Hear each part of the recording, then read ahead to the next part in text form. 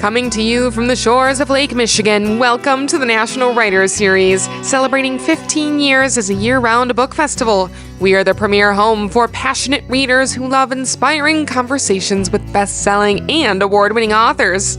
Tonight, we welcome New York Times best-selling author, public speaker, college instructor, sports commentator, and high school hockey coach John U. Bacon.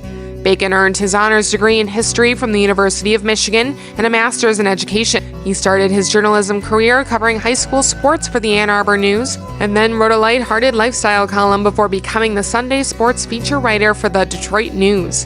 He earned numerous state and national awards for his work. After Bacon covered the 1998 Olympics, he moved from the Detroit News' sports page to the Sunday front page, roaming the Great Lakes state to find fresh features. Then he left the paper to freelance for some 24 national publications, including the New York Times, the Wall Street Journal, the Washington Post, Sports Illustrated, ESPN Magazine, and Time Magazine. He has authored 14 books on sports, business, health, and history, 8 of which are national bestsellers. Bacon lives in Ann Arbor and northern Michigan with his wife and son. The National Writers Series salutes our amazing audiences, dedicated volunteers, and generous supporters for helping us raise the next generation of readers and writers through our free education programs across the region. This season of amazing authors is made possible through major support by the Green Brick Foundation, Northgard Technology Group, Gold and Fowler Home Furnishings, West Shore Bank, and Traverse City Tourism. Tonight's event is underwritten by Judy and Bruce Bayless and Susan and Chuck Cady. Tonight's literary underwriters are Ward and Mary Bevins Gillette. Tonight's live streaming is exclusively underwritten by Nancy Davey. Thanks to our major media sponsor, the Traverse City Record Eagle, and our media partner, Welcome. Radio. What a crowd. I am so pleased, I'm so honored to sit here tonight and bring John Bacon back to this stage with his amazing book, The Gales of November. If you do one thing tonight, buy this book and start reading it because you will not put it down. It's an eye-opener. I grew up in Traverse City. I learned things about Lake Michigan and the Great Lakes that I never knew. The book is an encyclopedic walk through history of Michigan, and it's about people, ordinary people in extraordinary circumstances, trying to do the right thing at the hardest moment, which is the kind of story we need today.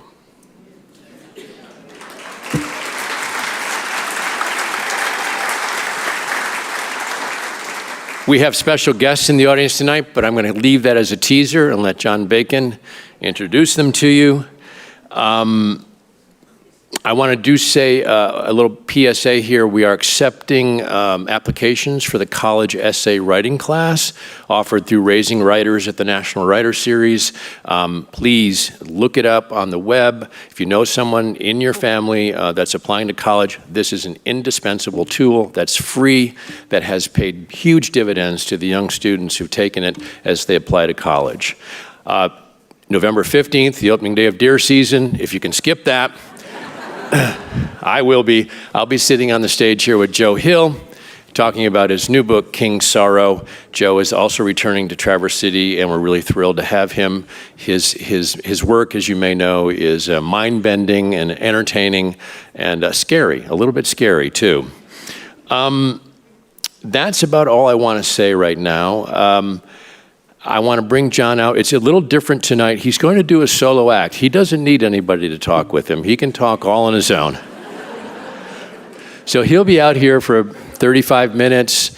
Then we're going to go to Q&A in the audience, as we usually do, and then we're going to adjourn and go sign books and buy more books in the lobby. So, without further ado, please welcome back to the National Writers Series stage, John Bacon.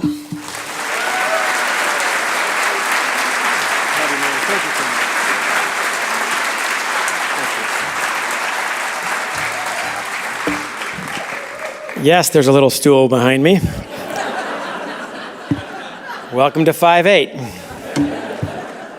Yes, Doug is 6'1" or something like that, so I've got this little stool behind me. Bring the microphone down, and here we go. It's kind of like when I emceed the Michigan basketball banquet, same kind of deal, basically. The microphone goes up and down all day. Great thanks to all of you, of course. I'll thank you again here shortly. But first, a gigantic thanks, of course, to Doug and Ann Stanton, not only for what they do for Traverse City, which is astounding, by the way, this program. Trust me when I tell you, because I've traveled the country doing these things, this is as good as it gets. This is as good as any writer's program in the nation. As far as hosting the best, you got Joe Hill, you had Mitch Albom, of course, you've had Tom Brokaw, Anna Quinlan, and the list goes on and on and on, of course. Doug and Ann are incredibly dedicated to this. I've got some sense for how much work goes in, but I probably can only guess part of it. And of course, also you've got the reading program here in town, the writing program. So what they do is incredible. And they brought me back here 6 or 7 times. When they started this thing about 15 years ago, I told my buddy Bob Spence, who's probably in the audience here somewhere, I said, Bob, I got to meet these people. So Bob arranged that, and I think I've done my last 5 or 6 books here. This is always a highlight for me on every book tour. So Doug and Ann, thank you, thank you, thank you.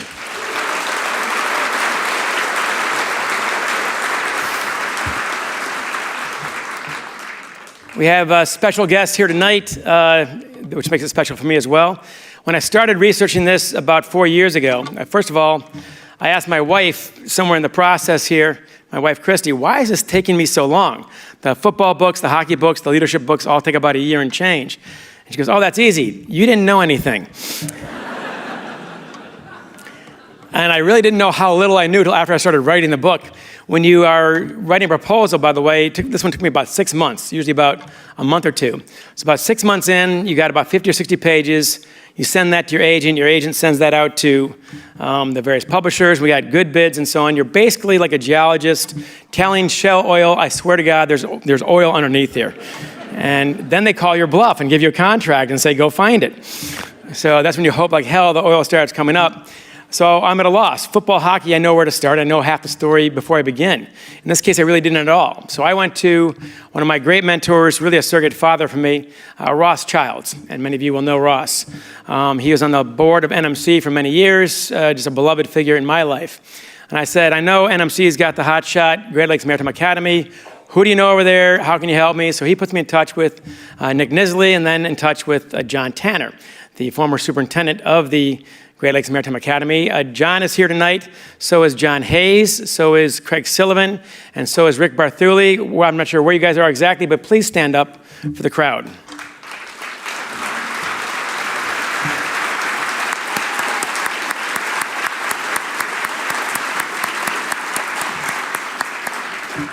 Also, there's sailors, so I'm trying to identify where the cat calls are going to come from tonight. So there we go. Those guys, when you read the book, you'll see that I learned most of what I know about Great Lakes shipping from these guys. I called them 10, 20, I'm not kidding you, 30 times, emailed them copies after copies after copies of my work. So those guys were a huge help to me throughout the process. My wife, Christy, and son, Teddy, are here somewhere, right in front. There we go.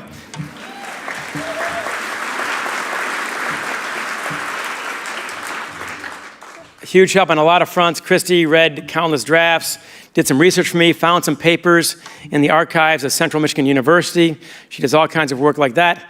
Teddy, of course, tolerated many trips away, 3 on ships, but more often at our cottage on Torch Lake. And trust me when I tell you, it's a cottage, it's not one of those castles. But anyway, if you've seen The Shining, you got the idea of what I'm trying to accomplish, hopefully with a better outcome. But when I got off one of the ships, the Arthur Anderson chased the Edmund Fitzgerald that night. And I was on that ship for a week. And we landed in Toledo. I was there interviewing Cindy Reynolds. You're going to hear from her later on. She's the girlfriend of one of the men on the ship. And I had not seen Teddy in a week. And he got out of Christie's car. He came running for me, 100 feet, full blast, no let up. I got on my knees there in the muddy grass, and he gave me a hug like no other. Just slams into me, clutches me for about a minute. And then I thought, man, that is only 1 week. And the men I just mentioned, by the way, they did that 9 months out of the year. So that Teddy showed me exactly, made me feel what these guys felt, a small smidgen of what these guys felt, to miss your family that badly and then to see them again. So to you both, of course, thank you so much. And thank you also to all of you. When I see you in line later on, everyone always says, oh, thanks for coming. Trust me, I'm contractually obligated to be here, all right? Thank you for coming. It's a lot more interesting when I have people in the crowd. I once talked at a Sam's Club in Saginaw, Michigan. This was not a career highlight. to nobody. And everyone's walking past my table full of the Bo Schembechler book, and I got stacks and stacks, and I'm waiting for anybody even to look at me, and I see a guy come in on one of those scooters, one of those rollers, and it's got a Michigan bumper sticker on it, he's got the Michigan hat, the Michigan jacket, the whole bit, the Michigan pants, for crying out loud. I think, okay, here we go, I got this one. And as he's wheeling by, he looks at me, looks at the book, looks at me, and goes, "Pfft," and keeps going.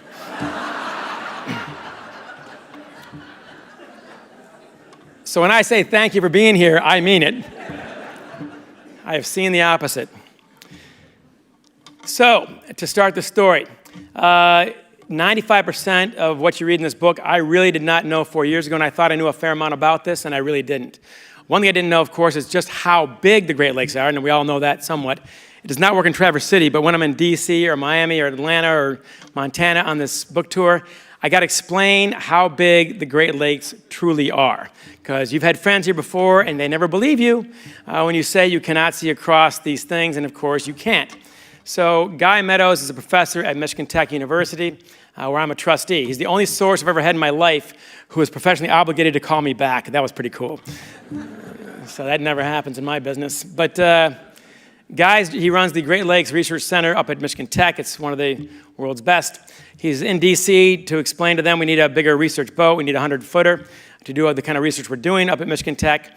And the guy he's talking to is probably inclined to write the check for it in Virginia, actually, where the office was. And he said, and I quote, "My one concern is, you guys are on the lakes. This thing's 100 feet, 100 feet long. You have to have enough room for this ship to turn around."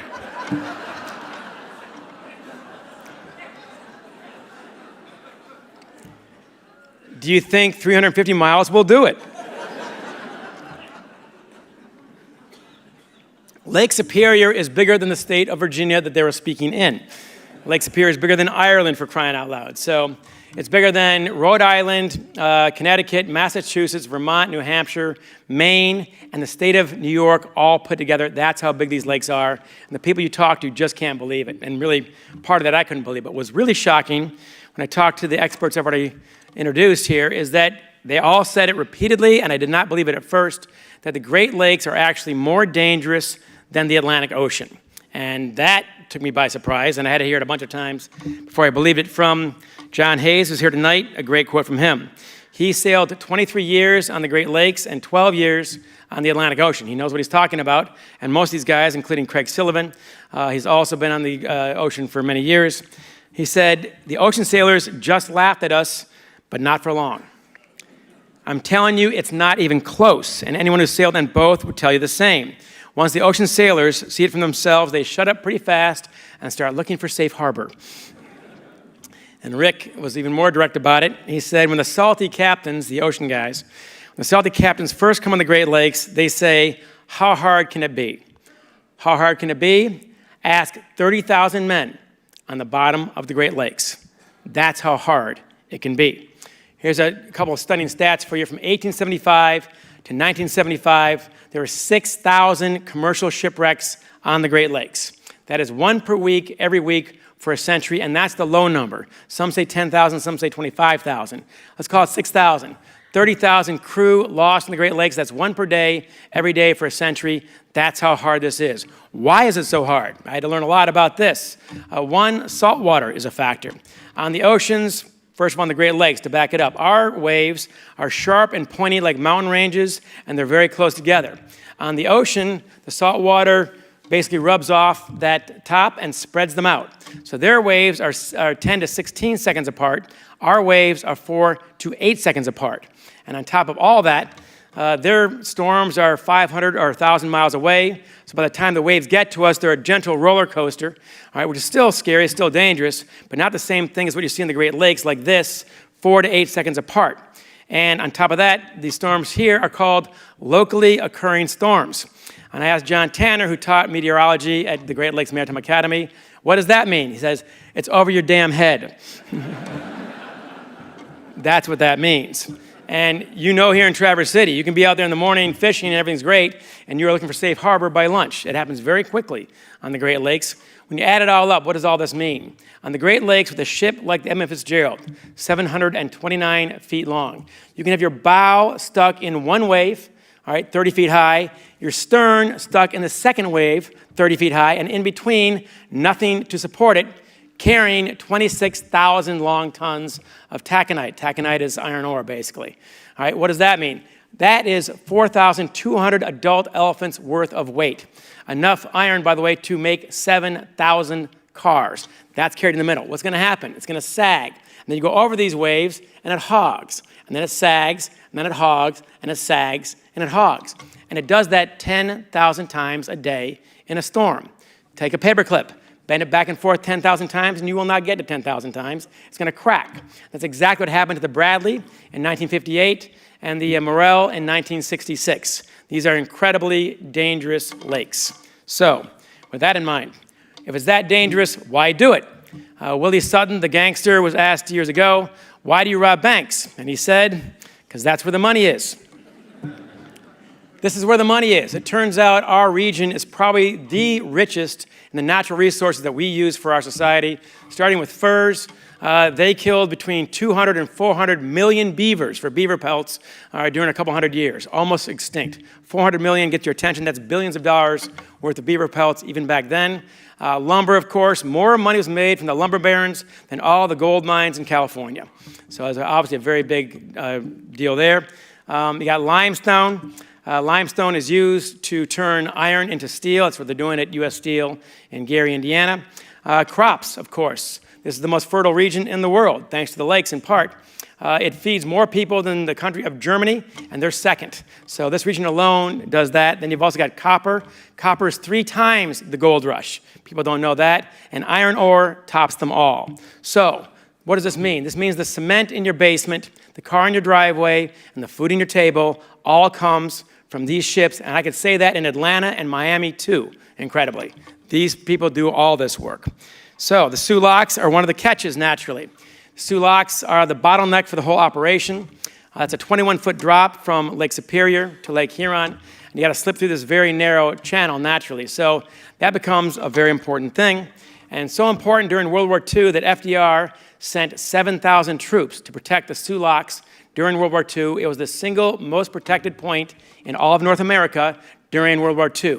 Why is that? Because they're building a new lock in 1943. They did it in 15 months, working around the clock, because all the iron, all the steel, the copper and so on, all had to get down to Detroit, Willow Run and so on to build those B-24 Liberator bombers, 1 per hour, every hour, 24 hours a day for 3 years. The arsenal of democracy depended on all that. Without the Soo Locks, without the materials in Minnesota, northern Wisconsin, the UP, we lose World War II, and FDR knew that. That's how important it is. Moving forward, of course, once the war's over, now you've got peacetime, and you have no competition for basically 30 years. From 1945 to 1975, this area was the Silicon Valley of the world economy. And I'm going to argue even more impressive than Silicon Valley. They compete with Seattle, Austin, Texas, the Chinese. There was no competition for 30 years, essentially. This was the most important economic hub in the world. The Fortune 100 companies, 37 were based around Detroit. 37 of the nation's biggest companies. GM is number 1, Ford is number 3, Chrysler is number 7, tire makers, oil companies, glass makers, steel makers, all revolving around Detroit. So, here's a fun fact for you. 1960 census. Please name the Great Lakes city that was bigger than Miami, Tampa, Jacksonville, Nashville, and San Jose, California. Toledo. And I'll wait. All right, one smart aleck over there ruined my buzz right there. I just read it this morning. Cut that man off. By the way, what always scares me about a book tour is you read it this morning. The last time I read it was 6 months ago.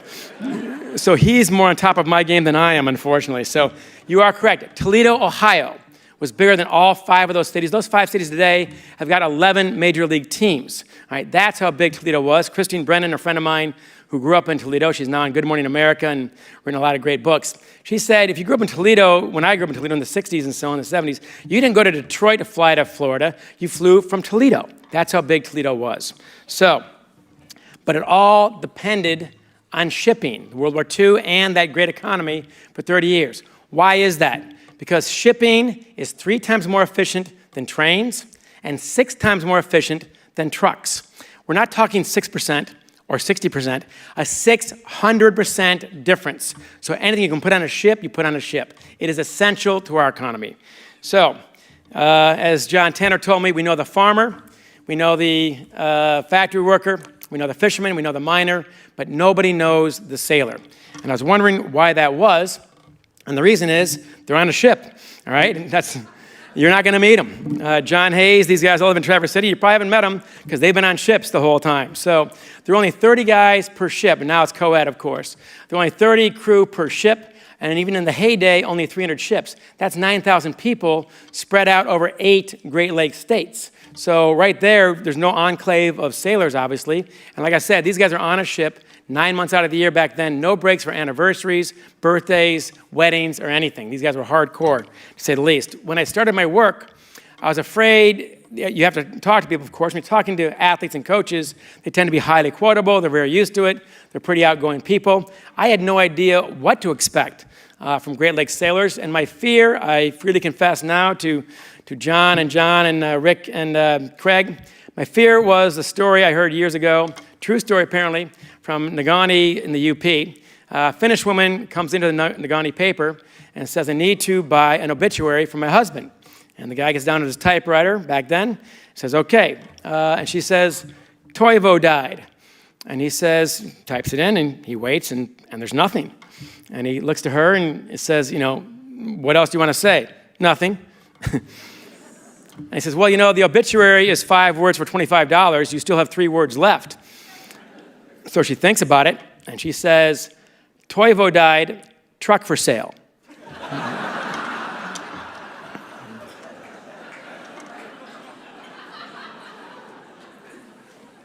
Thanks for not killing my punchline there in the front. That was my fear, and the fear proved entirely unfounded. These guys are great storytellers. They're highly quotable, as you'll see in the book. They're also very funny guys when appropriate. And it all is because of the Great Lakes Maritime Academy. I don't normally tell this section of the story, but why not tell it tonight, of course, with this august crowd here. The Great Lakes Maritime Academy started in 1969, but as Tanner told me, and he's the former superintendent, you need an act of Congress to start a maritime academy. And and what you need, therefore, you need the governor, a powerful senator, a powerful congressman, the Coast Guard commandant, all lined up, all right, to make sure this thing happens. There are only 5 in the nation before Traverse City, and these were Maine, Massachusetts, New York, Texas, and California. And you'll notice they're all either on the Atlantic Ocean, the Pacific, or the Gulf of Mexico. So that's a pretty hard trick to beat, of course, especially when clearly people in D.C. have no idea how big these lakes are. But in the late 60s, the stars truly aligned here in Traverse City. Governor Milliken, of course, is from Traverse City. You've also got the U.S. Senator Bob Griffin, also lived in Traverse City, one of our 2 U.S. senators at the time. The Coast Guard Commandant was from the Leelanau Peninsula. Thank you very much. And NMC's chairman of the board, Les Biederman, his good pal happened to be a guy in Grand Rapids named Gerald R. Ford. So as Tanner himself told me, that was the political equivalent of drawing to an inside straight. We had it all lined up. And that's how it happened, and there's not been one built since. So this is the 6th and seemingly final one. But when they started, you see this beautiful building over there, and it is truly world-class, first-rate. They've got 3 ships they train on, wonderful classrooms, labs, you name it. It's really first-rate. It was not first-rate in 1969 when they started. And John told me about this. He said the classrooms in 1969 included a cannery, a walk-in freezer, that was a classroom, the former Traverse City Brewery, and they held labor relations classes in an active brewery, active bar, the Jack's 7-Eleven bar across the street. That's where they held classes. So John, they also had a guy called the Blatz Man. Let me explain to you, Blatz beer was a beer in the old days. Kids, I swear to God, it tasted exactly like it sounds. But if you're a poor Great Lakes Maritime Academy student, John Tanner would turn around to teach meteorology and other difficult subjects. He goes to the chalkboard, and at 2 o'clock, the Blatz Man walks across the campus to the bar, of course, and the guys all yell, Blatz Man! and they literally jump out of the windows before John can turn around. They're gone because they know the Blatz man's going to buy the first round at the 7-Eleven. And that's a very smart marketing strategy right there. So he would lose his class to the Blatz man. And John said, you know what, obviously I'd prefer they actually stayed in class, but you need some of that swagger if this is going to work. It's kind of like jocks on campus. You can't just be a student and make this work on the Great Lakes. You need some swagger to go with you. And that swagger was expressed in many ways, partly through intramural sports. And I've got Rick Bartholdi's great quote on this one as well. He said, I don't know if we were better athletes than the other students, but we were definitely tougher and more violent. We'd get crowds in Traverse City for softball, because even the city folks knew there was going to be blood. We didn't do anything halfway. Everything was full blast, and that's how you have to approach this job. So today, of course, everything is first rate, and John says, when you see how we started, it's amazing what they have now. You are sitting on one of the gems of the nation. And by the way, if you go to the Panama Canal, the guy who hops on your ship happens to be a Great Lakes Maritime Academy graduate. This happens all the time. This is a world-class institution. The sailor's life, I mentioned you're on the ships for 9 months out of the year. It's obviously a rough lifestyle in many ways. John Hayes told me, dedicated husband to Helen for many years, his wife, 3 wonderful kids. I'm close to all of them, and I taught none of them how to play baseball or ride a bike.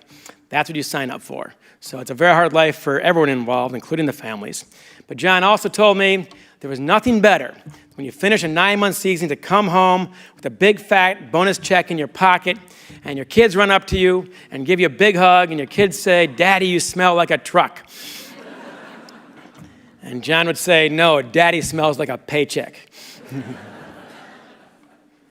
But it is a hard life. And they lived it, although when you look at the guys from the 1910s, 1920s, on the Fitzgerald, you had 3/4 of the crew were in their 40s, 50s, and 60s, including the captain, McSorley, age 63. They had survived the Great Depression. They had survived World War II. Most of them had served in World War II or Korea, and many of them were highly decorated soldiers during that time. They were not, and what did they avoid? They avoid the Depression. They're not in the mines, they're not in the factories, they're not in the farms. There are worse ways to make a living than this, certainly. So let's get to the Fitzgerald itself. Edmund Fitzgerald was the CEO of Northwestern Mutual Life Insurance in Milwaukee. It's now a $31 billion outfit, and you see the gigantic gleaming building downtown. It's definitely first rate. You ask, why was an insurance CEO getting involved in ships? And the answer is, his grandfather was a Great Lakes captain, and 5 of his great uncles were all Great Lakes captains. That's 6 boys in one family, all Great Lakes captains. That's got to be a record. That is 2% of the total in one family. And his father happened to be one of the best shipbuilders in all of Milwaukee. So when they said, we're going to do this and spend $84 million, he said, we have 2 edicts. One, to create the greatest ship the Great Lakes have ever seen. And they did exactly that.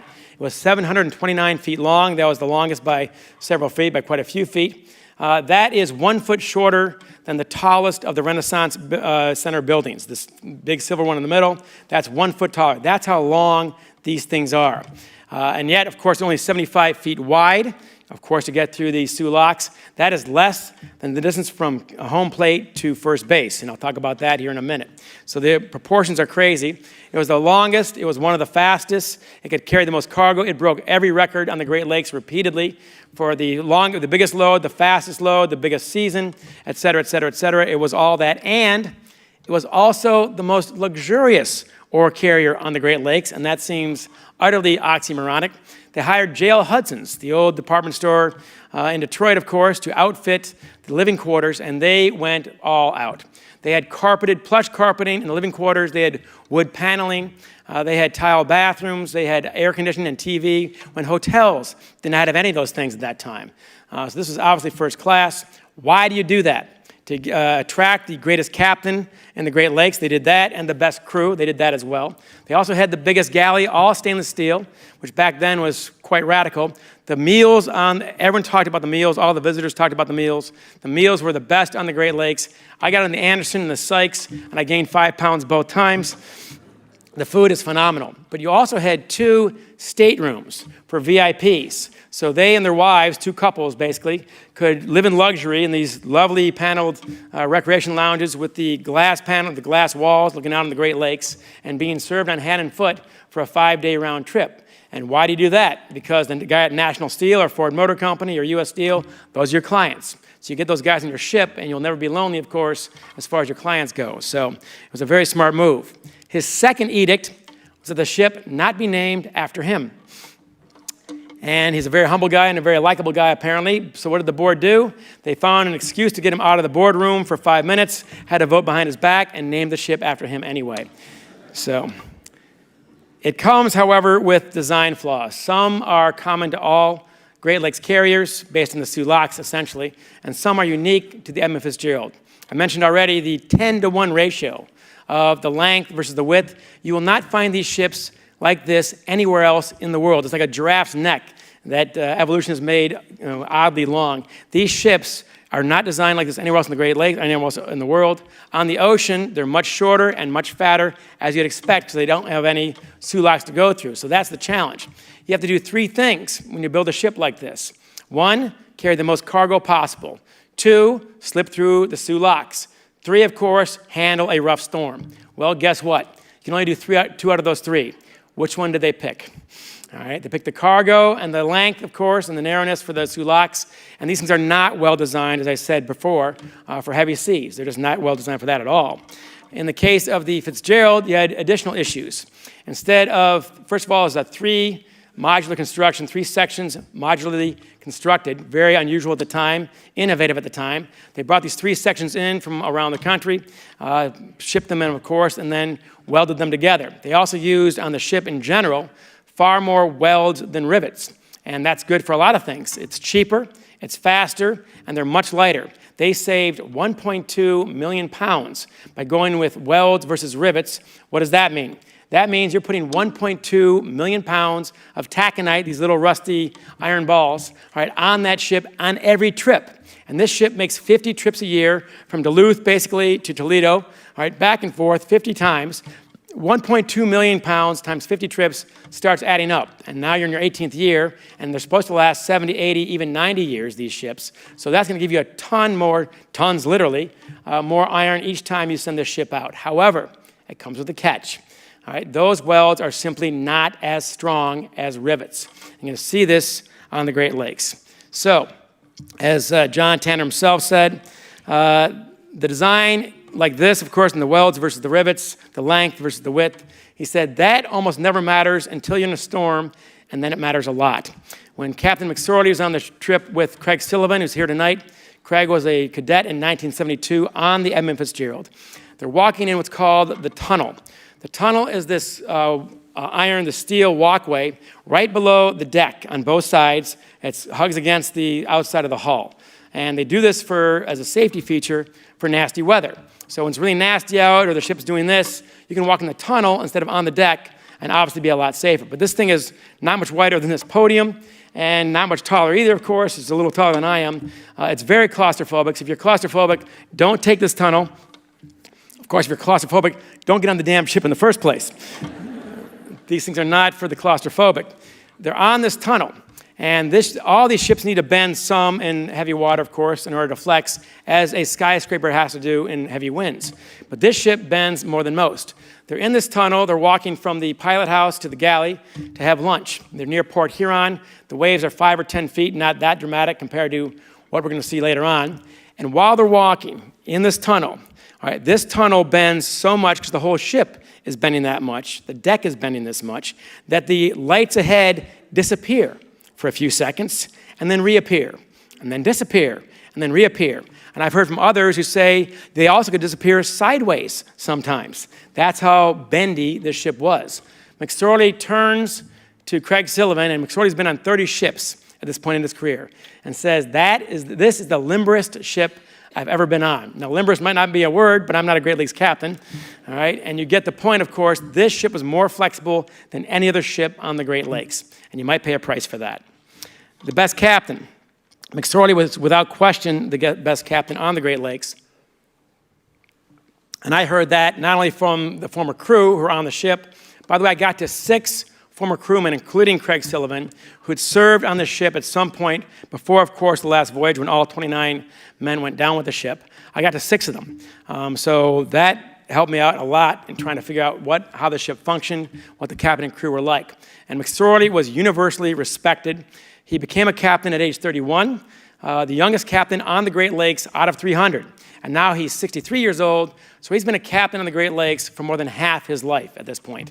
And you get the best captain, you get on the best ship, and the best ship is the Edmund Fitzgerald. The Edmund Fitzgerald was a rock star before it ever went down. People at the Sioux Locks, people at Port Huron would know when it's coming and camp out to cheer it on as it went through those spots. So it was really quite a rock star during that time. One of the guys I talked to who served on the ship, if you're on the Fitzgerald, make sure your hair is right because you're going to get photographed every time you go out. And that was not true of the other ships. So McSorley was considered the best captain in rough weather. He's also the most aggressive captain. There's no record of him ever hiding behind Keweenaw Peninsula or Isle Royal or anchoring during a rough storm. He always went, and of course the companies loved that. But he's also the best pilot on the Great Lakes. And Craig Sullivan told me a great story from Two Harbors, Minnesota. He said, I saw that man park 729 feet of steel between 2 other ore carriers at their dock with 5 feet on either side and not touch a damn thing, as though he's parallel parking his Ford F-150 pickup truck. That's how good he was. Also, unlike other captains, this man was beloved.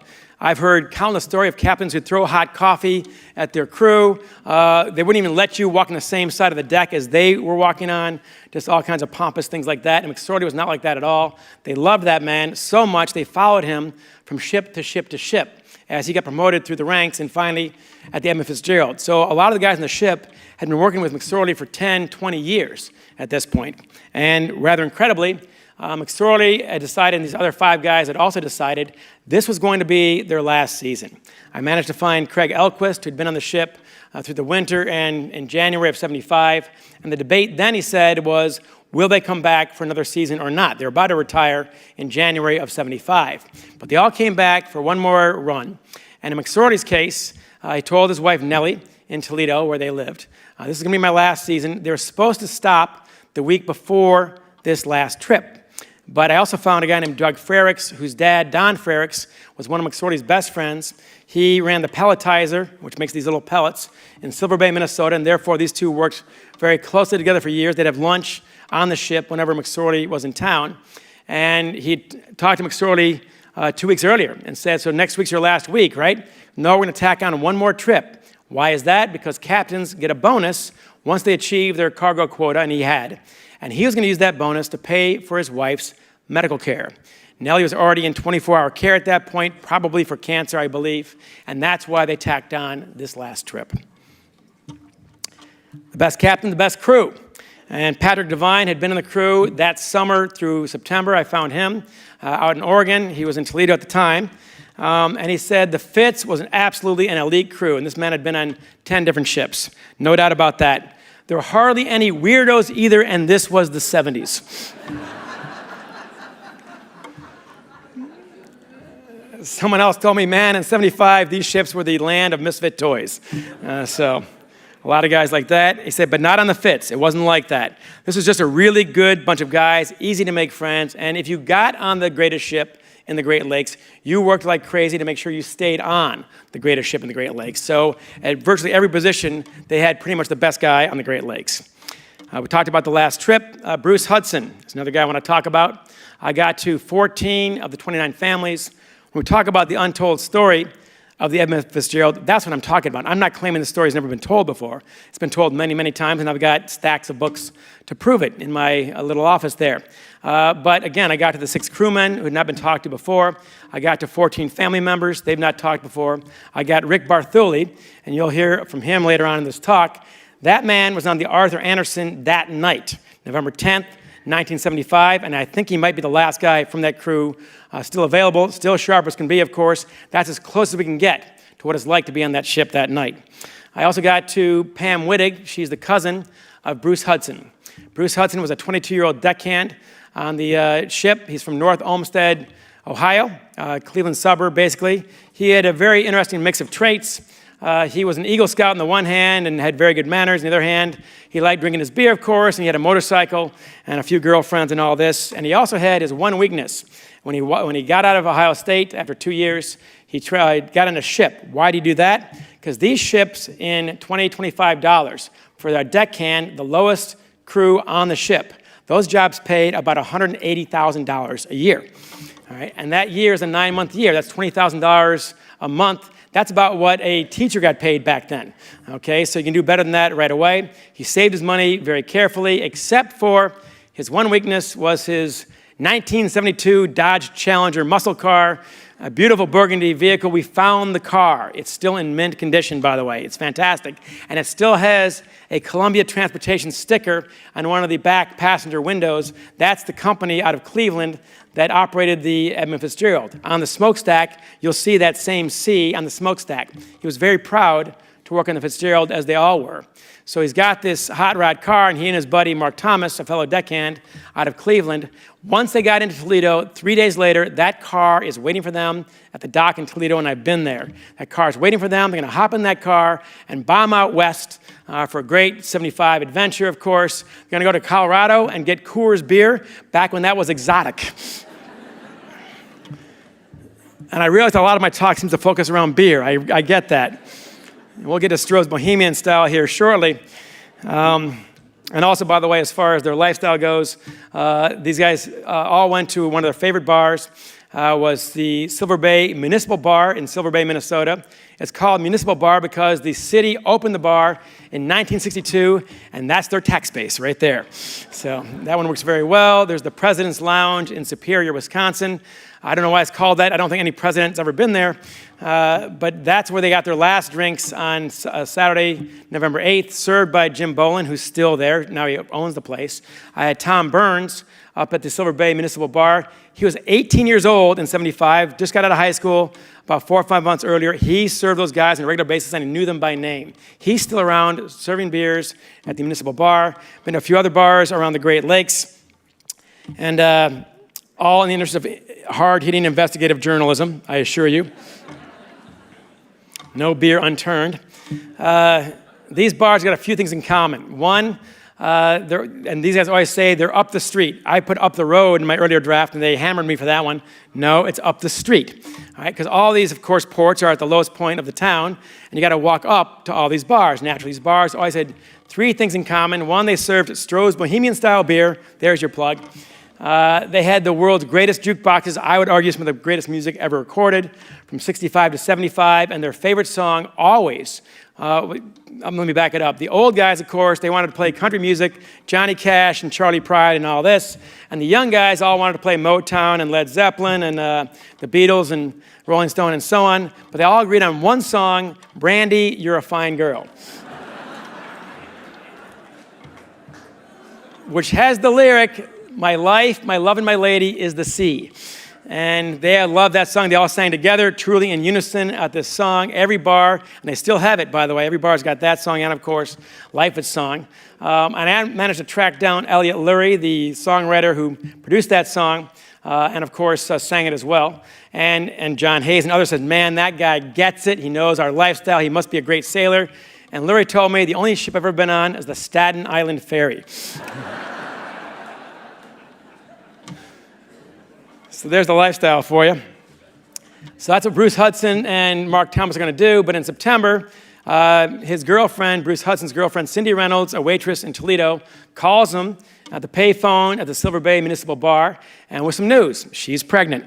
And he's got to think fast and says, don't worry, we'll move in together, we'll raise the child ourselves. And she's obviously relieved to hear that. And then she says, why don't you go ahead and go on your trip anyway with Mark? It's only November anyway, and the baby's not due until June. So that's where he leaves things. He is the only child of Ruth Hudson. We've also got Eddie Binden. Eddie Binden was a 47-year-old first chief engineer, first assistant, high-ranking guy. He was about to retire also. He and his wife, Helen, had been married 25 years, had no children. So the day before they leave, on November 8th, a Saturday, he goes across the Wisconsin border into Duluth, Minnesota, to buy his wife a 2-carat diamond ring for their 25th anniversary. And for reasons only Eddie Binden can ever possibly know, Instead of stuffing that in his duffel bag to give her in 3 days when she meets him on the dock in Toledo, they lived in Ohio anyway, he gave it to a friend of his and said, please mail this to my wife. And he tucks in there a love note as well, and that, of course, is in the mail when they take off on November 9th, 1975. Now the weather.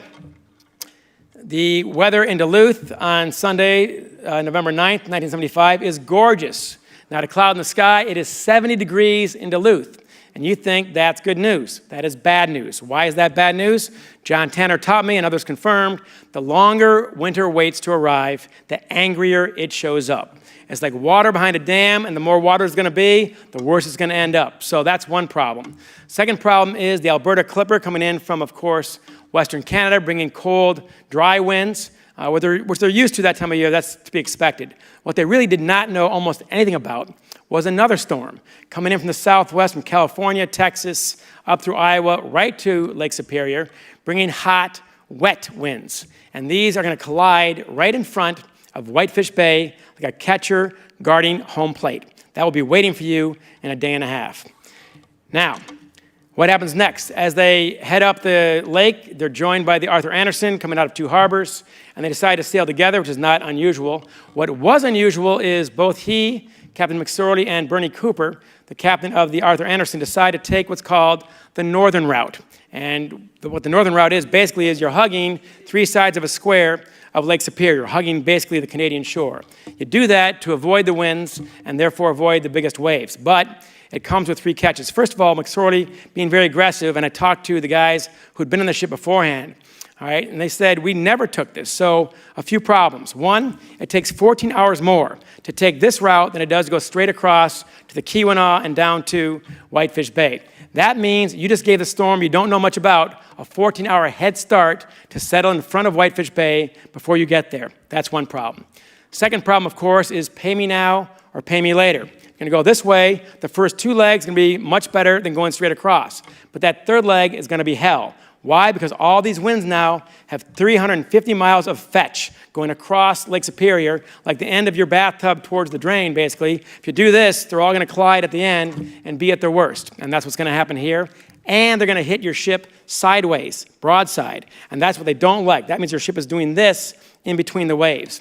Third problem, and perhaps the biggest in my opinion, ultimately, McSorley does not know this route nearly as well as the other route. He takes the other route 50 times a year, and really 100 times a year if you count round trips. And I talked to Patrick Devine, who'd been on the ship, Craig Elquist. They said, we had not taken that route in more than a year. Neither one of them had ever taken that route on that ship. So you're taking a route you know like the back of your hand, and exchanging that for a route you barely know at all. Why does that matter? When they're coming down on Monday, and the storm is kicked up big time, now you have 30-foot waves, you have 50 and 60 mile-per-hour winds. You have this incredible snowstorm with globs of snow going sideways in front of the pilot house. Well, guess what? The long radar gets knocked out. The short radar gets knocked out. The lighthouse at Whitefish Point you're trying to get to, that gets knocked out. The light is gone. And the radio beacon that tells you where you are from Whitefish Point, right, is also out. You are now sailing blind. Why does that matter? That matters because in the northeast corner of Lake Superior, which is otherwise can be 1,300 feet deep, there's this little nasty island called Caribou Island, 1 by 3 miles. It's all swamp and flies. I don't know why they called it Caribou Island. There are no caribou there. All right, even the caribou took off long ago, said this sucks. We're swimming to Canada. So, and they must have. But this little dot is out there in this lake, and right in front of that dot, when you're going south on it, is something called the 6 Fathoms Shoal. A fathom is 6 feet. Therefore, 6 fathoms is 36 feet. And that's certainly scary enough for a ship that drafts 29 feet underwater on a good day, and this is not a good day. You should be nowhere near that. And worse than that, it's also false advertising. In some places, it's only 11 feet deep. So you have no business being anywhere near this. If you recall the old AAA triptych on your old trips, this is before GPS, kids, I swear to God. Not everything is on a phone, just saying. You'd have these triptychs, of course, and they worked out great unless you turned the page too soon, and now nothing makes sense. In these ships, in the pilot houses, they have what's called a chart room. We call them maps, they call them charts. These charts, these maps, are this big. They're gigantic. All right, and you have one gigantic drawer for Lake Erie, one for Lake Ontario, one for Lake Huron, and so on. You pull out the Lake Superior ones, you got 6 or 7 of those as you make your way across. If you leave one chart, too soon, all right, because you're trying to get to Whitefish Point, if you think you've already passed Caribou Island, and you think you've already passed 6 Fathom Shoal, you can go to the next one where the scale is different. And therefore, even though it's the same basic area, the Caribou Island disappears on the next map. So you might not know where you are and not be aware that you might be going over 6 Fathom Shoal. At 2 o'clock in that afternoon, he's calling Bernie Cooper, now about an hour behind him, about 15 miles, and he starts listing all his problems. And this is very rare for Great Lakes captains. These guys do not confess their sins to anybody. All right, why? Because they're constantly competing with each other, even during a storm. And also these guys just happen to be very calm, cool characters. We've all been on planes, right? Where the captain gets on and you're bouncing up and down 100 feet and your lunch is flying up and down like this, and the captain says, "We're experiencing a little turbulence, ladies and gentlemen." Yeah, we're well aware of that at this point. These guys hate confessing any problems with their ships. Why? They're competing. Here's why. If my ship beats your ship by one minute to Detour, Michigan, all right, the under part of St. Mary's, the southern part, or Parisian Island, the northern part, as they get into the Soo Locks, if I beat you by 1 minute, I've beaten you by an hour. Because it takes an hour to get through the Soo Locks. You got to wait for me to go through, and now you're an hour behind me. And once I beat you by an hour, guess what? I get to the dock first in Detroit or Toledo, and that takes 14 hours to unload the ship. I have beaten you by 1 minute, 15 hours. So these guys are extremely competitive, and trust me, the company in Cleveland knows exactly where your ship is and who finished first and who finished second. So these guys are wired this way. They're still getting along pretty well, but McSorley is now confessing what's happening with his ship. The fence is down, a couple vent covers have been blown off by the waves, and he says, number 5 on his list, kind of in passing, he's also got a bit of a list. A list is when your ship leans to one side or the other. In this case, the starboard side. That means you might be taking on water, which means it might have bottomed out at 6 Fathom Shoal. And then later on, around 5 o'clock, he calls again, and now he's talking about his problems, and now the list is the first thing that he mentions because it's getting worse, and now you're getting tilted. Why does that matter? Because a ship with a list is much harder to steer than one that's running flat, of course. On top of that, you're much more prone to being capsized or cracked in half by a big wave that gets you. You're like a 3-legged animal in the wild. You are now very vulnerable to whatever the seas have to give you. And if you advance that, I talked to David Schwab, one of the experts from Michigan Tech and the University of Michigan, and now the NOAA group, of course, one of the experts out there. He's put together over a long period of time a computer model of the storm that night. And even though the Anderson was just 1 hour behind, that 1 hour made a huge difference. All right, where the Fitz was and not where the Anderson was. The Anderson's fighting for its life also, trust me. 30, 40-foot waves, you name it. Where the Fitz is, if you are seeing 30-foot waves on a regular basis, the mathematical model shows us you are seeing 10 to 15 40-foot waves. You are seeing 4 to 5 50-foot waves, and you're probably seeing 1 to 2 60-foot waves. 60-foot waves is a 6-story building, of course. This ship has only got 11 feet out of the water. That is a scary, scary set of circumstances. The winds are now 100 miles per hour where it is. That is hurricane force winds. And as David Schwab told me, if you run the computer model, and I've seen how this thing goes as you click your way through it, he said, the Fitzgerald managed to end up in the worst possible place at the worst possible time. So at 7:10, he is talking to Bernie Cooper. And Bernie Cooper says at one point, "How are you making out with your problems?" And Ernest McSorley says, and I quote, "We are holding our own."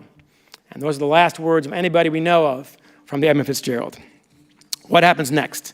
The ship disappears off the radar, no communications. They're not quite sure what's happened to it at that point. Could just be the power out, which does happen on these ships.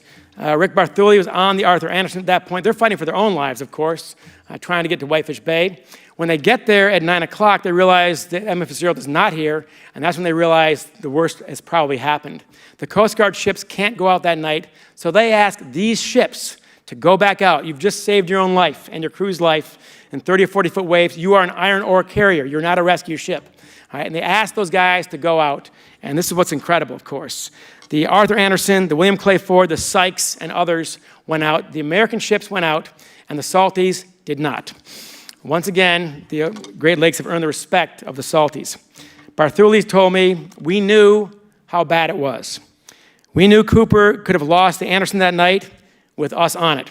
We had no illusions. Going back out was a really bad idea, but there was not anybody debating it on board. It's what we do, and we knew they would do it for us. What sent them back out was not the hope of finding the ship. They knew the ship was gone at that point. If you read the chapter on the Bradley, the chapter on the Morel, you got small groups that end up in these little rafts, bouncing up and down 30 or 40 feet, clutching to them with each freezing cold wave, waiting 36 hours in a raft. And what kept them alive was the very thin hope that somewhere out there, on another ship or on shore, was somebody crazy enough, noble enough, brave enough to risk their own lives to save theirs, because there's no other way to save that life other than risking your own. And that's the sailor's code, and that's what these guys do. So, afterward, the company that ran the ship, Northwestern owned it, but the company that ran the ship was Ogilvy Norton in Cleveland. They did not call anybody. They did not answer the phone. They did not return any phone calls at any point during that entire week. So, what do you have? You've got Heidi Wilhelm, a 12-year-old girl in Mauquois, Wisconsin. Her dad is an oiler on the ship, Blaine Wilhelm. She is the sixth of 7 children. They're all living at home. And on Channel 10 in Duluth, Dennis Anderson, Channel 11 in Toledo, people would find out on TV. The neighbor comes over at 10 o'clock at night, knocks on her door, and says, we're watching Channel 10, Dennis Anderson, and your dad's ship is gone. There, that's it. Ruth Hudson, the mother of Bruce Hudson, she's, as her niece told me, she's 4'9", and she told you she's 5'5", and you believed her. She's a Spitfire. She's going to her job the next day in the factory of the Bonnie Bell Cosmetics in Cleveland. She finds out on the radio on the way to work that her son's ship, her only child's ship, is gone. So that's how horrible that was.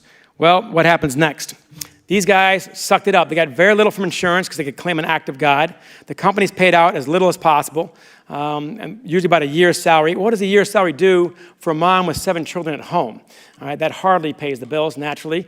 They got tough. They do what they always do. They didn't complain. They kept going. They went to the military. They went to the state schools. They raised families, often a combination of the 3. And in the process, these families, the crew was very close, but the families did not know each other at all.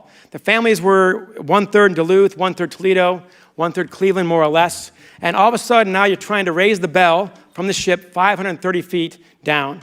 All right, and you're also trying to get this site declared an international grave site to keep the ghouls and the goblins and the grifters away from taking photographs of the dead crewmen, stealing taconite and things like this. So it's a long 20-year effort. In the process, these families became incredibly close. Families who did not know each other at all in 1975.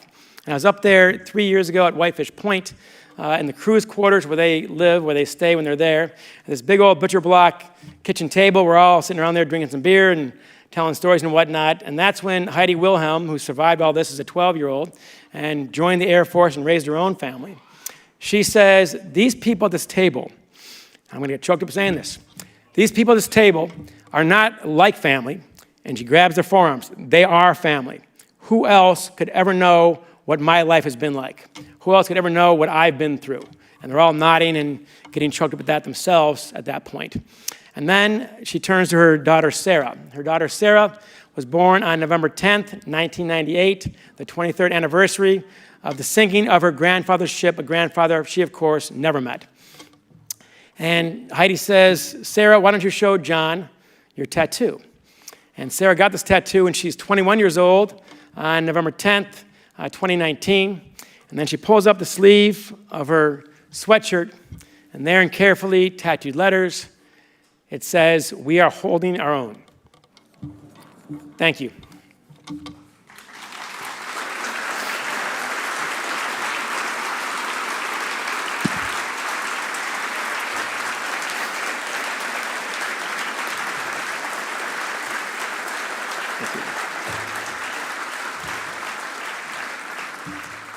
We have time now for questions, and after that I'll be signing books. And by the way, people are always very apologetic about the books. They come up with 3 or 4 books, and they go, geez, you mind signing my books? Like, geez, do you mind buying them? Writing books is really hard. Signing them is very easy, it turns out. And these guys brought about 230 books. I think I signed them all yesterday. But I can also personalize them. I have saved space for that naturally. Don't make poor Juan bring back what I call the boxes of shame. When I go to a book signing with 4 boxes and I leave with 3.5, that's no good. So we got microphones in front there, and we got microphones over here, right behind that man right there. So if you've got a question, please go to the microphone so everyone can hear you. Also, we're being recorded, by the way, by Interlochen Public Radio. I do, right there. That's right next to the smart aleck early on. Hi, John. Sorry, folks. We need all the levity we can get whenever we can. So that's such a serious topic. So, all right. Zahn, we're good? You can hear me okay? Yeah. There we How go. are we doing here? You're doing great. Good. What's your question, sir? I think your book was one of the most fascinating books I have ever read, and I'm a writer all my life. Thank you very much. Newspapers, magazines, and books. I have a question that has nothing to do with the book itself, I'm intrigued already. but it has to do with you as a writer. Your bibliography is about sports, Michigan State, hockey, and so forth, whatever. Allow me to protect this man before I'll be the human shield. It does include Michigan State and the University of Michigan and the Big Ten. Give the man a little slack over here, people, please. He's on a roll. Sorry about that. Is it my turn again? It is your turn again. What possessed you to take up this story, which is a fascinating story, after all of your bibliography? The only thing that's come close is the World War I Great Halifax Explosion. Yes. What led you to turn this into a book? Great question. Thank you very much, by the way, for your question and your kind words. It's definitely a departure from certainly the Big Ten football, the hockey books, and so on. Let them lead about leadership. A few things. One, the Great Halifax Explosion did very well. It was a national bestseller, and that was a hard sell. That was 100 years ago. That was Canada. That was World War I. These things don't sell very well typically. And the pitch this time around is, we can sell that, we can sell this. This is 75 U.S., the song, people know it, of course. But also, when I finished my last football book, Overtime, about the University of Michigan, as you probably know, I wasn't making a shot, I swear to God. I'm playing nice, I swear. It's, nice man asks a nice question. I'm from Ohio. I don't care about which Michigan college it is.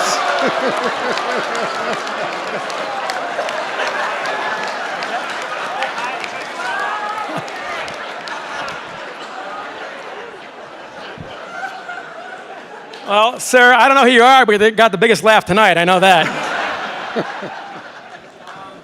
So I finished that book in 2018. It comes out 2019, and they're playing Army. Michigan's playing Army at home. In this game, and Army's not very good. God bless those guys, but there wasn't a very good Army team. And it goes into double overtime, and Michigan barely wins. And of course, the sales for that book plummet. And they lost again versus Wisconsin. And I thought, I'm a grown man. I'm writing objective books, I believe, about college football. And my business model depends on a 19-year-old kid kicking a pointy ball between 2 bars in the wind. I've not thought this through very carefully. So I also honestly felt that I'd said all I had to say about college football at that time. Maybe there's a lot more to say about it now. But I was kind of happy to try something different. I pitched this to my agent 20 years ago. I was an 11-year-old kid when this happened. I remember it on the Today Show that morning. I remember when the song came out. It's been on my mind. I traveled the state for a year for the Detroit News, writing Sunday features, including pieces related to this. So I thought I knew the topic pretty well. I was wrong about that, as I said earlier. But I pitched to my agent 20 years ago, and the agent said no. So I got a new agent. And this agent said yes, and of course Norton also said yes and backed it up. So that explains the switch. So thank you very much, sir. Appreciate that, and good job with the one-liner there. That worked. I didn't hear your answer, but it was very good. Thank you. I did not think this was going to be a funny night. I really didn't. I can see all of you up there now, by the way. There's a great crowd. Who else do we have here? We have someone over here? Yes. John, love the book. Thank you. I wondered if you might comment. You started out by talking about the 30,000 people who had lost their lives in maritime over the course of all of history. One of the things that really impressed me in the book was that not since 1975 has there been a loss of a ship. And I just wondered if you probably didn't have a chance to include that in your talk tonight, but I think that's a point really worthwhile. I saved some things for the Q&A to make sure I was not talking for an hour and a half. So very good question, and she's right. From 1875 to 1975, as I said earlier, there were 6,000 shipwrecks in the Great Lakes. That is a stunning number, and again, that's the low ball estimate. Some say 10,000. It's a crazy, crazy number. This one's even crazier. Since November 10th, 1975, the answer is 0, not 1. Not one commercial shipwreck on the Great Lakes since the Edmund Fitzgerald. And the reason is the Edmund Fitzgerald. All right, this was Titanic, basically. When this went down, it's like 9/11. And John Tanner gave me the great line about this. When do you fix anything? When it's broken. This finally convinced the shipping industry that gotten very complacent about forecasting, communication, going aggressively when you shouldn't go aggressively, of course. This woke them up in a way that nothing else did. And I credit the song also. We'll get to the song here shortly, perhaps.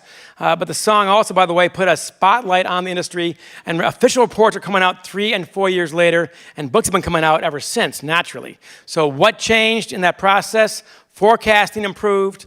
Communication improved. It's not enough to forecast the southwestern storm accurately. You need to tell the captain what's going on an hourly basis. If they knew that, I'm pretty sure they would not have gone out. The third thing is good old plain common sense. If you look inside your flap at my picture there, it's from November 11th, 2024, last year, the day after the 49th anniversary. I was there with the families again to see them. The winds that day are about 30, 40 miles per hour. The waves are about 10 feet tall, nothing like they faced that night. And every single ship in Whitefish Bay on that day was anchored in the bay. And I guarantee you that 50 years ago, not one of them would have been. So common sense has finally kicked in. Wait a day, you'll save everything. And tragically to me, the next day on Superior in 1975, November 11th, Superior was glass. All they had to do was wait a day. Hi, John. I was curious, when you first started thinking about, okay, I have to get in touch with family members and former people who are around, did you just kind of stumble into a bar and go, hey, did any of you know someone on the Edmund Fitzgerald by chance? And then just like some friendly patron was like, hey, yeah. I can see why you'd think that. Let's start with that right there. And by the way, my kid is right here, 10-year-old. Don't think I'm not going to pay a price for this in 7 or 8 years. But Dad, I was there in Traverse City when you made it very clear that this is how we do research. That's all I'm doing here, Dad. Me and my buddies are just researching for the final exams. So there, Teddy, there's your line already. I got lucky. When I said earlier you were basically selling the publisher that there's oil down there, and then you hope like hell there's oil down there. I got so lucky on this effort again and again and again, almost nonstop luck, very few bad breaks along the way. First one was John Tanner. Then John Tanner put me in touch with John Hayes, put me in touch with Craig Sylvan, put me in touch with Rick Barthuli, and those 4 are my core. And then Bruce Lynn is the executive director of the Great Lakes Shipwreck Museum at Whitefish Point. If you've not been there, get there. I know it's on the way to nowhere, but trust me, it's worth it. Bruce Lynn had already gained the trust of these family members 10 and 20 years prior. And luckily, this guy went to Ohio State. How about that? Oh yeah, the brave guy clapping up there. I see you're near the exit. But anyway, I'm going to clap and then just do one of these. Bruce Lynn got his master's degree, his undergrad at Ohio State, but his master's degree at EMU, which is, of course, Ypsilanti, next to... 2 shout-outs. One of them's my wife, so we're going to score that. And so while he's there, he's listening to me on Michigan Public Radio, which you get up here, of course, as well as my other radio bits. He read Halifax and some other books. So when I call him up, I start kind of on first or second base. We hit it off. These people have never talked to a reporter before, and he trusted me enough to give them my trust as well. So I talked to them as well. I also promised them, as I promise all my sources, whether I like them or not, etc. It's got nothing to do with it. If you talk to me on the record, all right, I will write it down and send it back to you to make sure I got your quotes right. And these guys, poor bastards, been through this process about 20 times. And my son just looked up from his phone. You know why? He charges me $1 per profanity.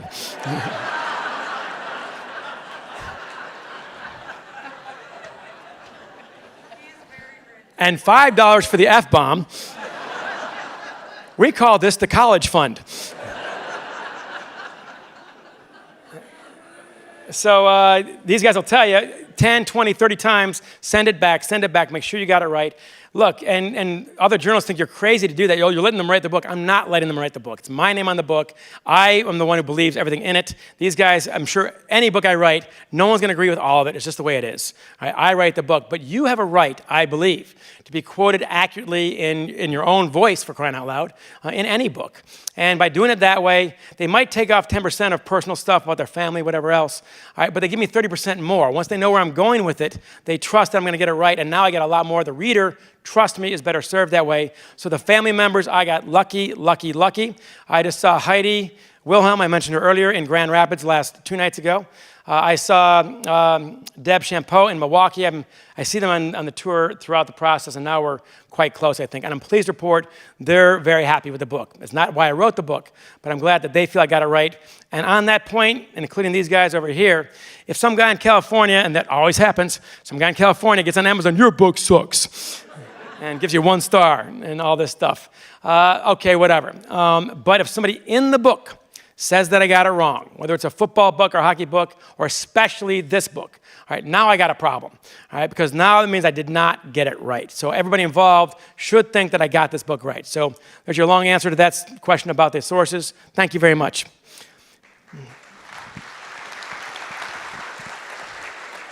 Do we have any questions in the balcony? She's got the microphone. If you got a question, here's your chance. You, sir, are right here. Love the book. Thank you. I grew up in Duluth, Minnesota, and so I have that. I was a junior in high school. Remember opening the paper the next morning, and that galvanized. So I was going home reading your book. So awesome job with it. And I thought I knew a lot about the Edmund Fitzgerald, and I was wrong. So the one thing that was striking to me, and maybe you could speak into a little bit, was how they found the wreck. And the conditions of that. And the middle part in particular, I still am not clear what they think really happened. So well, on that point, and this guy's from Duluth, that is a shipping town, of course, a gorgeous town, by the way. And I have touched the Arthur Anderson. I've gone up. You used to be able to drive right up to the ship. Oh, I believe it. There's no security in the old days. Yeah. So there you go. Now, these guys would go to the bar and then climb the ladder drunk at the end of the night. These ladders are 20, 30 feet high. That's got to be perilous by itself. That's a weed out for the crew right there, I guess. But the question about how they found the ship. They found basically 2/3 of the ship. The first third is the bow, and that's upright. The last third is the stern, that's upside down. In the middle is basically debris with taconite and so on, more or less destroyed. So that's how they found it. Is the opposite of Titanic. Titanic, they knew immediately what the problem was. It was the iceberg, and it took them like 83 years to find it. In this case, they found the ship in about 3 days. With a sonar, they were dragging behind the Woodrush, a Coast Guard ship out of Duluth, as a matter of fact. And then to this day, we're still debating what happened. And I've got in my home a bookshelf with 20 books on this thing, and all of them got a theory, and they're going to argue that theory and so on. I did not want to reduce my book to simply a whodunit of just what happened there. I wanted to get to the people, of course, because it turns out the family members don't care anymore how it went down. And I suppose after 50 years, if you lost your father in that ship, at some point, how much can it matter? So they're not impressed by all the books that try to spread this theory or that theory. In this book, I do put greater weight on some theories. We found some new stuff that will probably get some national news from Dick Race, a great investigator. We got his quotes in there and some other facts as well. But I side with two people on this. John Tanner, who told me that when a great ship like this goes down, it is almost never one thing. It is a series of things. It is the worst, in this case, the worst storm in a century. It is some design flaws in the ship. It is some mechanical failures that night. It is some well-meaning decisions that might have backfired along the way. He said it's the dominoes falling, and once they start falling, man, it gets ugly fast. And that, I think, is probably the case here. Second of all, I go with Aunt Ruth. That is Bruce Hudson's mom, of course, and she gave, I thought, the best quote on this. There are no witnesses. Only 30 know. 29 men and God. And as I add, and none of them are talking. So the rest of us have to be humble enough to recognize we are all simply guessing at that point. And I should update those two stories, of course. Ms. Bindon, by the way, Helen Bindon, did get the diamond ring, of course. Several days later, she wore it the rest of her life and never remarried. Bruce Hudson's mom, of course, Aunt Ruth, at that point, she thinks she's lost, and she has, lost her only child, which is, I cannot imagine how devastating that is. And then 6 months later, she gets a call from Cindy Reynolds, and she knows Cindy. She's met her quite a few times at that point. And Cindy tells her, surprise, you're about to be a grandmother. All right, and the child is born right before her graduation. Her child is Heather. And Heather and Aunt Ruth got Heather shopping. They shared shopping, and Cindy hated shopping, so these two shopped all the time, and she doted on her. Heather then has 4 children, and the oldest of whom, Austin, apparently looks just like Bruce Hudson. And as Aunt Ruth told her niece, Pam, I love all my grandkids, but yes, I have a favorite. So that's how that story updates. So more questions. Do we have any upstairs? I'm not going to be here tomorrow, people, I promise you. So, yes. Hello, I look forward to reading your book. And Thank before you. my question, I just want to say thank you for highlighting Edmund Fitzgerald's maritime history. My great-great-grandfather was one of those 5 great uncles who was a ship captain. My name is Sheila Fitzgerald. I'm here with my brother Dan, so thank you for highlighting that family history. I did not know. Say that again, by the way. That's amazing. Say that again. So one of the 5 great uncles of Edmund, who was a shipbuilder and captain, is our great-grandfather. No kidding. We're That's from Port incredible. Huron, which was where his original family came from. A good sailing town. If I can bore you for one other second, Please, you're not boring me. Well, thank you. I took part in the memorial swim that took place this summer. Oh, wow, congratulations. That completed the Fitzgerald route, so that was quite a thrill. Anyhow, thank you for that. My question is, and I look forward to reading the book. I haven't had the chance yet. My question is, given the efficiency of the Great Lakes ships compared to other transport methods, why are they declining generally, which is what I believe is the case? They're declining generally, but not that dramatically, not as dramatically as you might think. It's 300 ships in 75 and about 100 ships now, which is obviously a huge drop. But a lot of these ships are what's called 1,000-footers, or just footers. All right, these things can carry more than a third more. They carry 62% more than the Edmund Fitzgerald carry. So just 7 or 8 of these things out there will cover a lot of ground for all the other ships. And it's also true, I mean, American manufacturing in this region is not what it was 50 years ago, naturally. And the resources are not at the same level they were, of course, 50 years ago, but they're still mining iron and taconite and so on in Minnesota, Wisconsin, and Michigan. And I've seen them loaded in Marquette, Michigan, and that stuff is loud, loud, loud. So we ain't dead yet is my point. And also, by the way, once I dived into this, and Jerry Dennis, Traverse City guy, wrote a great book on the Great Lakes. Look, man, in 20 years, we're going to be the Middle East. All right? We have 20% of the world's fresh water. Trust me when I tell you, we ain't dead. And in terms of climate change, and I'm sorry, but I believe in it. And by the way, there's a great bumper sticker in Florida I saw when I was in Miami on this tour a few weeks ago. Whether or not you believe in climate change, your insurance adjuster does.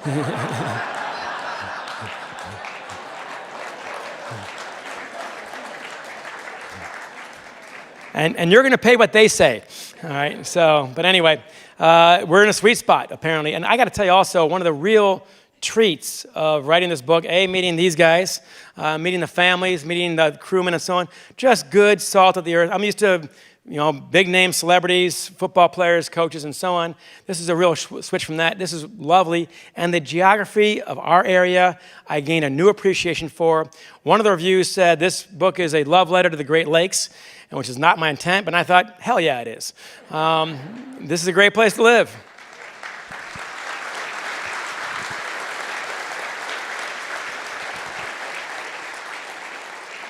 Hey, John. Beth Milligan. Oh, yes, Beth, good to see you. Hi. So a question I didn't get to ask.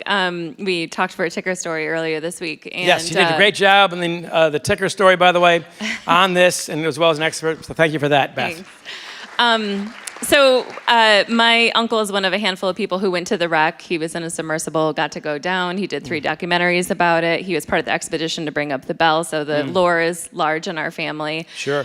So I was curious, while you were researching the book, 2 things. One, did you feel the temptation, or do you look into it all trying to go to the wreck yourself? And 2, how do you feel about the philosophical conversation about a wreck as both a historical place that people can visit, but also a sensitive grave site? Sure, very good question from somebody who knows what she's talking about, certainly. I would say a few things. One, somebody told me early on, well, for this book, you have to go down there. And this is before I knew that it was an international grave site. And I wasn't, frankly, all that interested. I tend to be very curious. Certainly, apparently, bars I go to quite a bit, so we've established that at least. But I'm not sure how much more we can learn. There are 3 trips down there. The science has been done, it seems like. I think, and the families are in charge of that now. So you can't go down there without the family's permission. I'm willing to bet if someone could give a truly scientific reason that you have to go down now because the cold mud is starting to cover both ends of the ship, that they'd probably allow that. I can't speak for them, obviously. But I'm a very curious person, but I'm not as curious about that. Furthermore, once you get to know these people, and I feel like I know them even though I never met any of the crew, obviously, they're all gone.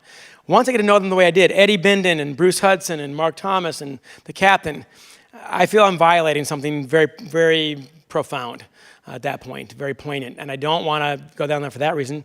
Then you throw in the fact that the families have already said their piece. If there's a scientific reason, again, I think they'll probably do it. But again, they're very proud of the fact. They're very aware of the fact that not one ship has gone down since their ship went down. They know that. They do care about that. They don't care about why it went down. They do care about the fact that nothing else has gone down since, and the reason is very clear. Why? Because no one has to go through what we went through.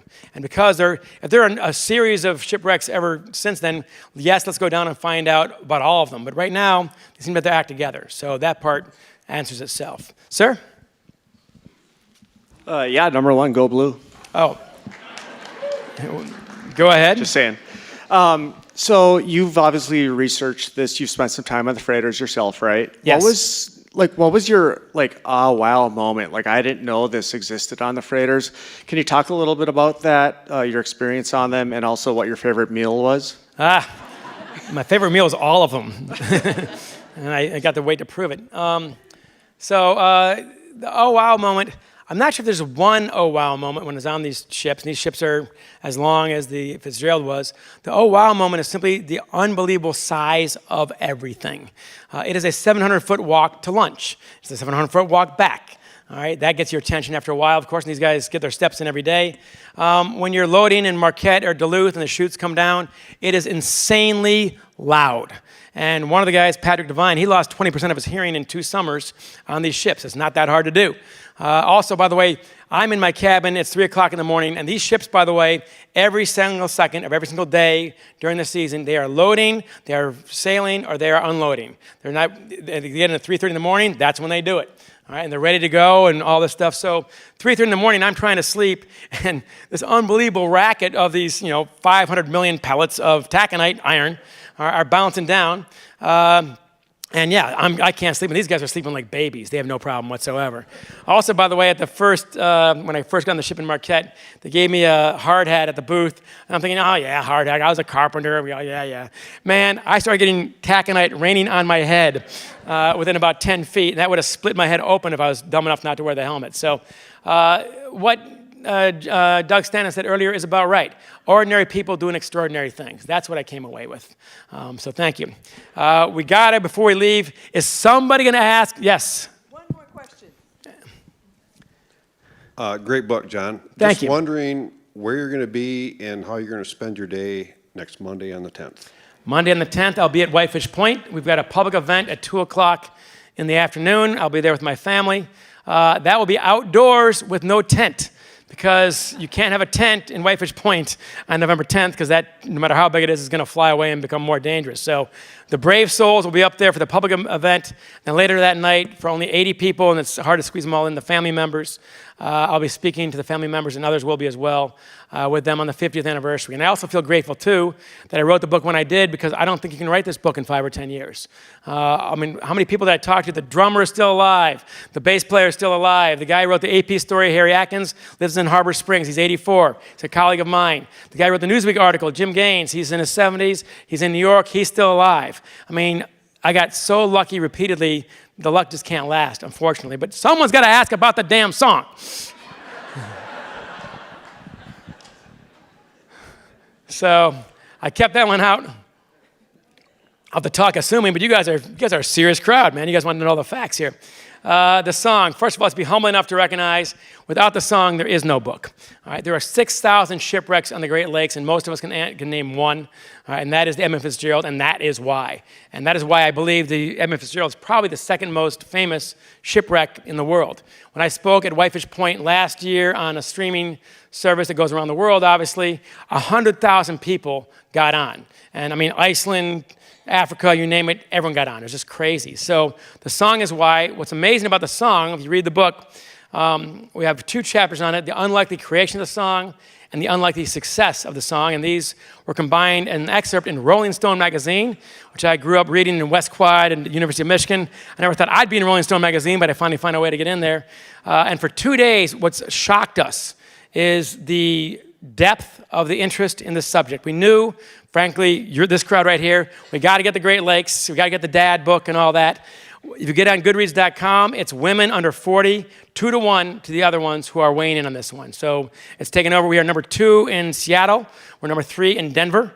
We were expecting none of this, frankly. So the appeal of this is definitely expanded beyond what we thought. So in the Rolling Stone magazine for 2 days, that excerpt was the #1 story on Rolling Stone's website until on day 3, Taylor Swift sneezed.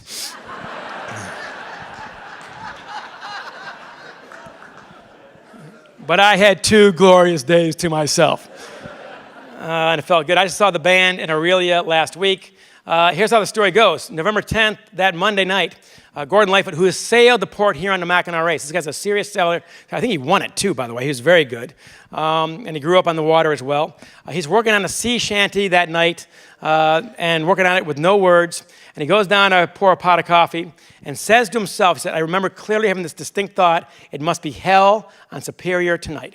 All right, so he's already connected to these guys at that point.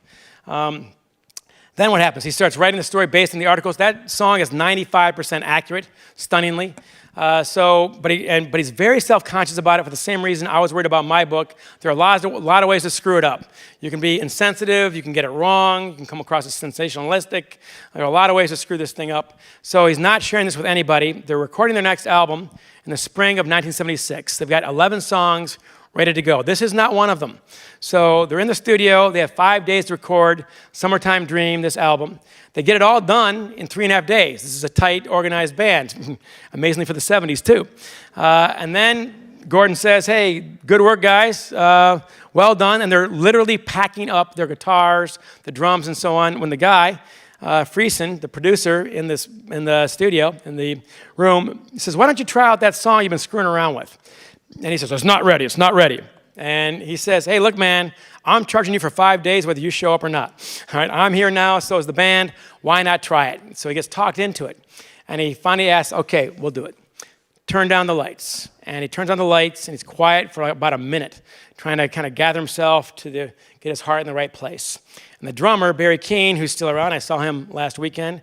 He's 24 at the time. He says, what do you want me to do? He's never heard the song. He says, I'll give you a nod when I want you to come in. So, okay. Well, Gordon Lightfoot goes for 1.5 minutes, and Barry Keane thinks he's forgotten all about me. This song's about to end. Nope, at 1:34 exactly, and I've measured that 5 times. All right, 1:34 exactly, he turns over and gives Barry Keane the nod, and that's when he comes in with that now famous drum pit, which sounds just like the Storm. All right, he comes in bold and strong, pretty courageous move for a 24-year-old drummer in that band. They finish the song, it's 6:28, amazingly long, and kind of say, you know what, that wasn't half bad. And they said, let's try it again. Not as good. Let's try it again. Not as good. Let's try it again. Not as good. They come back the next day, their off day. They try it 10 more times. Not as good. The song you hear on the radio for the last 50 years is not just a first take. It's the first time the band ever heard the song, first time they ever played it. And Barry Keane apparently is the most recorded musician in all of Canada. He's been on 500 albums. All right, Bachman Turner Overdrive, Anne Murray, you name it. He's done it, Shania Twain. He said, look, I've been on 500 albums. I can count on two hands the number of times a first take actually ended up on an album. But the first time you ever played it, never, ever, never, ever, ever. And I said, okay, why? Why did that work? And he said, this is not a song you think your way through. This is a song you either feel it or you don't. And the first time we played it, we felt it the most because we didn't know what was going to happen. It was kind of evolving in front of our eyes, basically. So that's the one they went with. So they put it on the album. The album comes out. They're at the Friday night special rock concert TV show Friday night. They are allowed to play 6 songs. They do not play this one. All right? They don't think in any way it's going to be a hit. It's 6:28. It's got no chorus, no guitar solo, no hook. As Barry Keane said, it's got no yummy, yummy, yummy, I've got love in my tummy. It's got none of that. It's just a story, man. It goes on for 6.5 minutes. And the music editor at Rolling Stone, Christian Horde, a proud Michigan graduate from Grand Rapids, he said, this has got to be the wordiest top 10 hit in rock history until rap.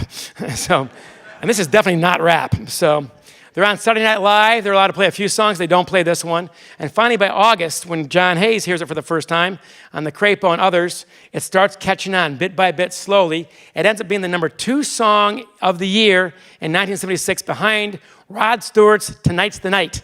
And Rod Stewart's Tonight the Night is 2.5 minutes. It's got Britt Eklund, his hot Swedish model girlfriend, cooing in the background. That was the 70s, people.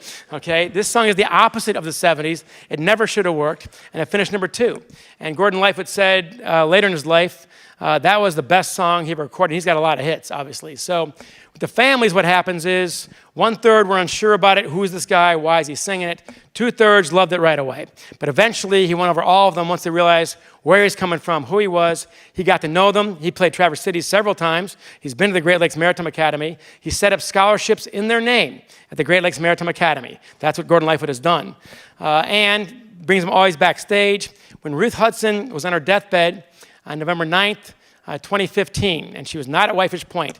Rick Haynes, the bass player, and Gordon Lightfoot, the lead singer, of course, they traveled from, I don't know where they were, but they drove, obviously, to Whitefish Point, and not to play, just to see their friends, the family members of the Fitzgerald. That's how close they were. And he walks into the cruise quarters kitchen, which we've already talked about, and says to Pam Wittig, Aunt Ruth's niece, where's Aunt Ruth, the famous Aunt Ruth? She's on her deathbed. Give me a phone. So the photo you have in your book is Gordon Lightfoot in the cruise quarters kitchen on Pam Wittig's cell phone talking to Ruth Hudson on her deathbed. And when she gets off and she tells him in that conversation, I promised Bruce that I'd be in heaven with him on the 40th anniversary. He's been alone too long, and I intend to keep my word.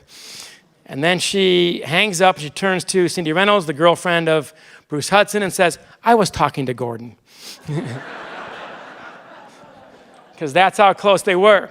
And to this day, when Cindy Reynolds, the mother of Bruce Hudson's child, whenever she hears the song, they play it at their family reunions. They play it for the grandchildren who never met the grandfather they're talking about in the song. This is their connection to a person you can't meet otherwise, which is pretty incredible. So whenever Cindy Reynolds hears this song, she pulls off the road and she cries to herself, and that has to be the best review that anybody has ever gotten. So thank you very much. I'm happy to sign your books. Thank you. Thank you for joining us for this special presentation from the National Writers Series. Join us on Saturday, November 15th for an evening with Joe Hill. He is a #1 New York Times bestselling horror author who also happens to be the son of Stephen King. His latest novel is King's Sorrow, a dark, mesmerizing tale of friendship, obsession, and the horrors that follows when a dragon answers your call. Join us in person at the City Opera House in Traverse City or virtually. Tickets available now at nationalwriterseries.org.